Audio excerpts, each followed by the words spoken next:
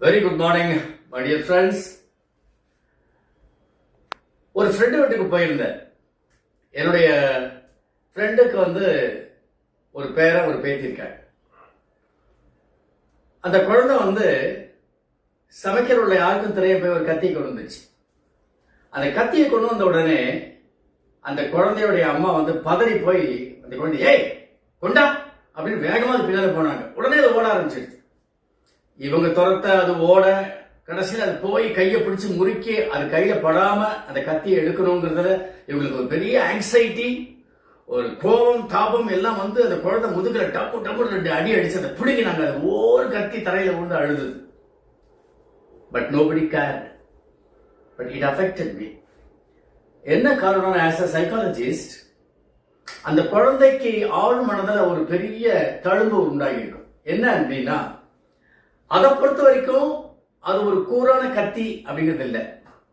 அதை பொறுத்த வரைக்கும் அது ஒரு விளையாட்டு சாமான். அதுக்கு தெரியாது கையை அழுத்துறோம், நமக்கு ரத்தம் வரும் அப்படின்னு தெரியாது. அப்போ அந்த அம்மா பண்ணது தப்பா? தப்பு இல்லை. ஆனால் அவங்க நடந்துட்ட முறை தப்பு. ஏன் அப்படின்னா, இந்த மாதிரி குழந்தை வேண்டாததை எடுத்துருச்சு, ஆபத்தானதை எடுத்துருச்சு அப்படின்னா கிட்ட போய் மெதுவா அது பக்கத்துல உட்காந்து, ஓ என்னதுமா அது கத்தியா, வெரி குட் வெரி குட் அப்படின்னு சொல்லி பக்கத்துல உட்காந்து அதை மெதுவா கொண்டா பார்க்கலாம் அப்படின்றது.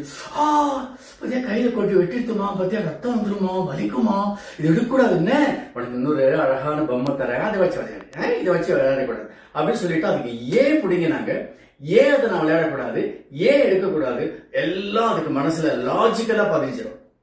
பட் இந்த மாதிரி பிடிங்கினா என்ன ஆகும் அப்படின்னா, இது நல்லா கேட்டுக்கணும். அந்த குழந்தை மனசுல நான் ஏதாவது பொசஷன்ல எடுத்துட்டேன், எனக்கு வேணும்னு ஆசைப்பட்டேன் அப்படின்னா இதை பிடுங்கிடுவாங்க. இங்கிட்ட இருந்து பிடுங்கப்படும், என்னை விட்டு போயிடும் அப்படிங்கிற பயம் அந்த குழந்தைக்கு வந்துடும். அது ஆள் மனதுல பதிச்சுட்டே இருந்தது. இந்த மாதிரி ஒரு incident, 2 incident, 3 incident involving so many people at home and in society. அந்த குழந்தைக்கு மனநலம் பாதிக்கப்படும். ஏன் நான் சொல்றேன்னா, அதுக்கு ஒரு ரீசன் இருக்கு. என்கிட்ட ஒரு லேடி வந்தாங்க, நியூலி மேரீட். அந்த கேர்ள் சார் என் ஹஸ்பண்ட் கல்யாணம் ஆன மறுநாளே என்கிட்ட ஒரு கேள்வி கேட்கிறாரு, என்னை விட்டு போயிடுவியா, கடைசி வரைக்கும் கூட இருப்பியா? என்னங்க எப்படி கேட்குறீங்க, கல்யாணம் ஆயிடுச்சு, நாங்க நம்ம 2 பேரும் இனிமே லைஃப் பார்ட்னர்ஸ், இப்படி ஒரு கேள்வி கேட்குறீங்கன்னு கேட்டா அழகாரு.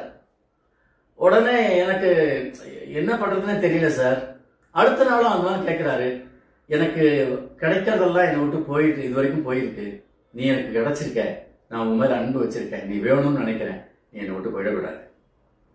அதுக்கப்புறம் தான் இன்ஃபார்மல் வேல அந்த ஹஸ்பண்ட் கிட்ட நான் பேசினேன். அந்த பொண்ணுடைய ஹஸ்பண்ட் கிட்ட பேசிட்டு இருக்கும்போது அப்படியே டவுன் தி மெமரி லேன் போய் அவருடைய சைல்டுஹுட் எக்ஸ்பீரியன்ஸ் எல்லாம் எடுக்கும்போது, எஸ் நான் எதிர்பார்த்த மாதிரியே சின்ன வயசுல இந்த மாதிரி நிறைய குழந்தையில இருந்து ஸ்கூல்ல இருந்து புதுசா ஏதாவது ஒரு பென்சில் பேனா கொண்டு போனா யாராவது பிடிக்கிறாங்க.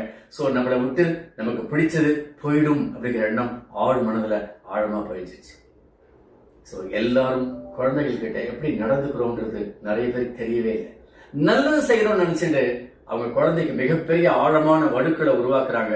அது பிற்காலத்துல எவ்வளவு பெரிய ஒரு பாதிப்பு அந்த குழந்தை மனசுல உண்டாகுது, சைக்கலாஜிக்கலா எவ்வளவு அஃபெக்ட் ஆறாங்க, ஒரு மன நோயாளியா மாறுறாங்கன்றத நீங்க எல்லாம் பார்த்துக்கணும். Okay, all the best. See you in next video.